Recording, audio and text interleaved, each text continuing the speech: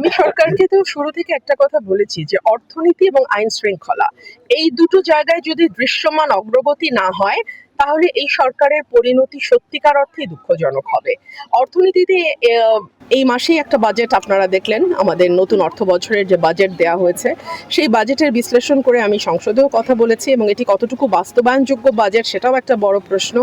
আর আইন শৃঙ্খলার ব্যাপারে দুঃখ নিয়েই বলতে হয় যে বাংলাদেশে বর্তমানে আইন শৃঙ্খলা পরিস্থিতির যেই নাজুক অবস্থা, এতটা নাজুক অবস্থা মানে নিকট অতীতে ছিল না। সো সেই সকল দিক বিবেচনা আমার মনে হয় সরকারের দুটো মন্ত্রীর ঘাড়ে 50% দায়িত্ব, অর্থ এবং স্বরাষ্ট্র। কিন্তু আনফর্চুনেটলি স্বরাষ্ট্রমন্ত্রীর অন্য সকল মন্ত্রণালয়ের ব্যাপারে যতটুকু আগ্রহ, উৎসাহ এবং অতি তৎপরতা, এই তৎপরতা যদি উনি ওনার নিজের মন্ত্রণালয়ে দেখাতেন তাহলে দেশবাসী উপকৃত হতো।